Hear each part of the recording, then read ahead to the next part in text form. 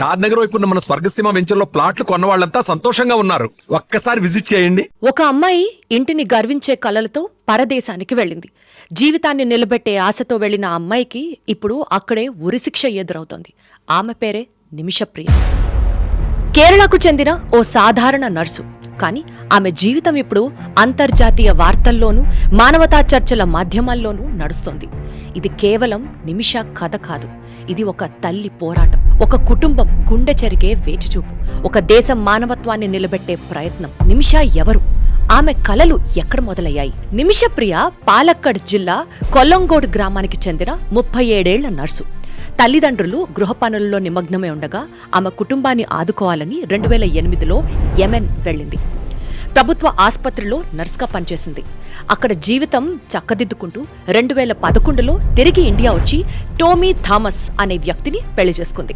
కానీ తర్వాత మళ్లీ యెమెన్ వెళ్లిన నిమిష 2015లో తక్కువ జీతానికి ఆసుపత్రిలో పనిచేయడం కాకుండా తన సొంత క్లినిక్ ప్రారంభించాలి అని నిర్ణయించుకుంది.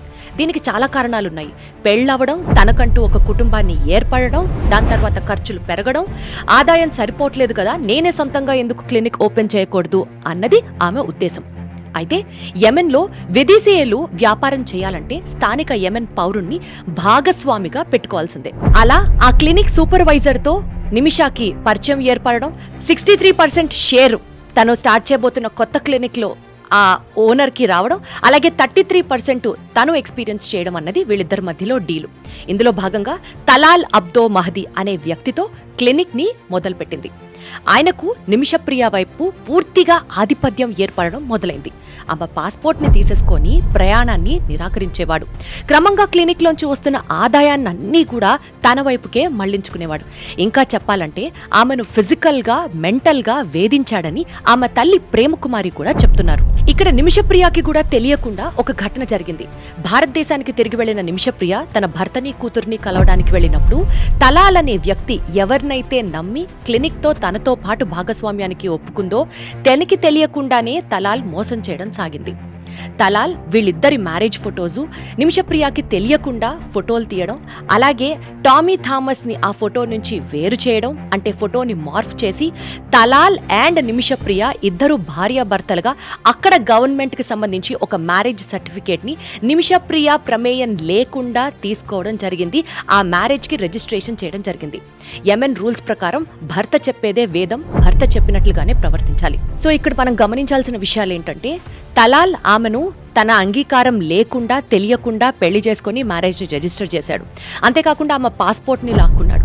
అంతేకాకుండా కొత్తగా వస్తున్న క్లినిక్ దగ్గర నుంచి కూడా మాక్సిమం ఆదాయాన్ని తనే తీసుకోవడం సాగింది. అండ్ నిమిషప్రియకి ఏ మాత్రం డబ్బులు తిరిగి ఇవ్వని పరిస్థితి. ఒక రకంగా చెప్పాలంటే ఆమెను ఫిజికల్గా, మెంటల్గా వేధించాడని ఆమె తల్లి ప్రేమ్ కుమారియే స్వయంగా చెప్తున్నారు.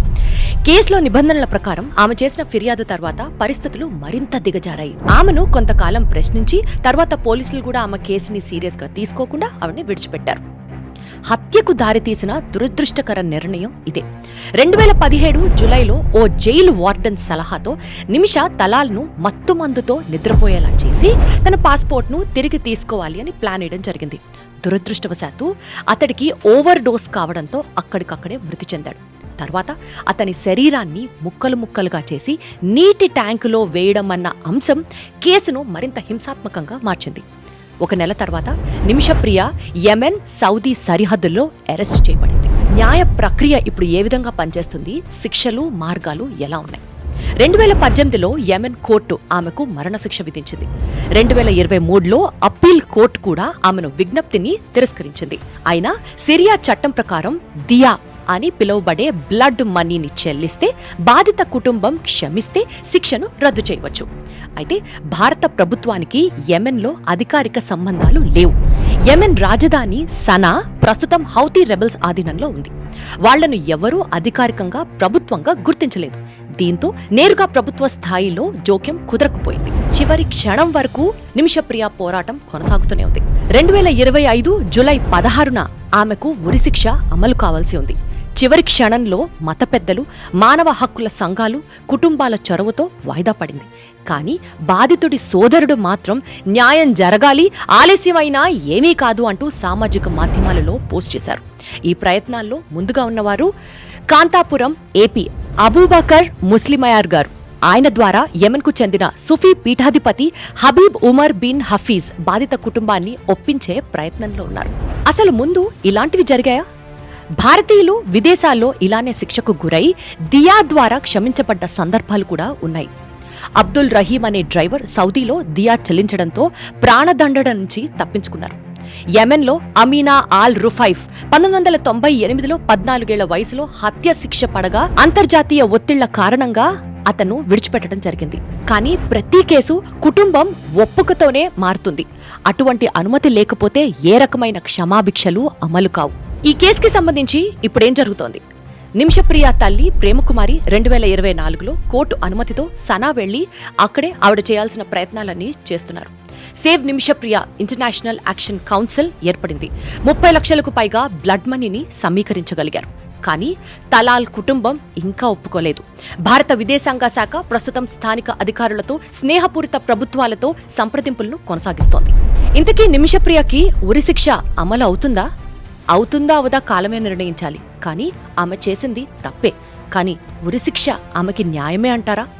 పాస్పోర్ట్ తీసుకెళ్లిన వ్యక్తిని ఆమె తిరిగి పొందాలన్న ఆతురతతో దురదృష్టవశాత్తు ఒక దారుణంగా మారిన సంఘటన.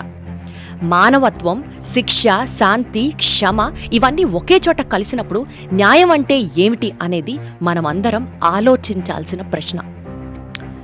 నిమిషప్రియ కథ కేవలం వార్త కాదు, ఒక తల్లి కన్నీటి కథ. ఒక భారత మహిళ జీవితానికి ఆశ అయిన తీర్పు కోసం పోరాటం. 2025 ఆగస్టు 14న సుప్రీంకోర్టులో మరోసారి ఆమె కేసు విచారణకు రానుంది.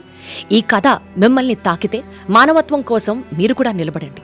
ఒక మనిషి జీవితం కొన్ని మాటలతో, కొన్ని చర్యలతో మార్చవచ్చు. ఇదే ఈరోజు ప్రత్యేక ఎపిసోడ్. మీ అభిప్రాయాల్ని కూడా నాతో పంచుకోండి.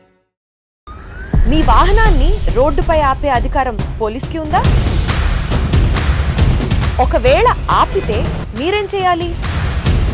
చలానాలు పెండింగ్ లో ఉంటే వెహికల్ సీజ్ చేసే అధికారం పోలీసులకు ఉంటుందా? క్లారిఫికేషన్ ఎస్పెషల్లీ మన ఆంధ్ర తెలంగాణ తెలుగు ప్రజలకు కావాలి. మీ భర్త లేదా అత్తమామలు వేధిస్తున్నారా? ఈవెన్ అదర్వైజ్ కూడా మ్యారేజ్ ఇల్లీగల్ కదా. సో ఇల్లీగల్ మ్యారేజ్ మీద మళ్ళీ మీరు సెక్షువల్ యాక్ట్ చేశారు కదా, కాబట్టి 20 ఏళ్ళ జైలుకు పోవాల్సిందే. మీ భార్య మిమ్మల్ని మానసిక క్షోభకి గురి చేస్తోందా? విక్టిమ్ కూడా ఎగ్జాగరేటెడ్ వర్షన్ ఉండొచ్చు, అదర్ మోటివ్స్ ఉండొచ్చు. ఇది ఒక వెపన్ లాగా వాడతారు కదా. తండ్రి ఆస్తిలో కూతురికి హక్కు కావాలంటే? ఏదైనా కంప్లైంట్ మీ దగ్గరకు వచ్చినప్పుడు కాగ్నిజబుల్ అఫెన్స్ కనుక ఉంటే కేసు రిజిస్టర్ చేయండి. భర్త నుండి భరణం కావాలంటే? ల్యాక్ ఆఫ్ నాలెడ్జ్ కూడా అండి, వాళ్ళకి లీగల్ నాలెడ్జ్ లేకపోవడం కూడా ఒక ప్రాబ్లమ్. చెక్ బౌన్స్ కేసులు ఎదుర్కోవాలంటే? కొన్ని సందర్భాల్లో నిజంగానే చెక్కులు పోయి ఉంటాయి, పోకూడదని అట్లా ఏం లేదు. But you should have a proper evidence. విడిపోయిన భార్యాభర్తలకు పిల్లలపై ఎలాంటి హక్కు ఉంటుంది? ఎట్ ఎనీ పాయింట్ ఈ కపుల్ రీయూనియన్ అవుతే వాళ్ళకున్న పిల్లలు డిస్టర్బ్ అవ్వకుండా ఉంటారు, వాళ్ళకి మెంటల్ గా స్ట్రెస్ అవ్వకుండా ఉంటారు. బిల్ వేయాలంటే కావాల్సిందేంటి? వీలునామా రిజిస్ట్రేషన్ తప్పనిసరినా? ఇవే కాదు, ప్రముఖ క్రిమినల్, సివిల్ లాయర్లు, పబ్లిక్ ప్రాసిక్యూటర్స్, రిటైర్డ్ మెజిస్ట్రేట్లు, జడ్జీలు, జస్టిస్ల సలహాలు, సూచన. ప్రత్యేక కార్యక్రమం లాయర్ షాప్ కేవలం మీ IGN లో మాత్రమే.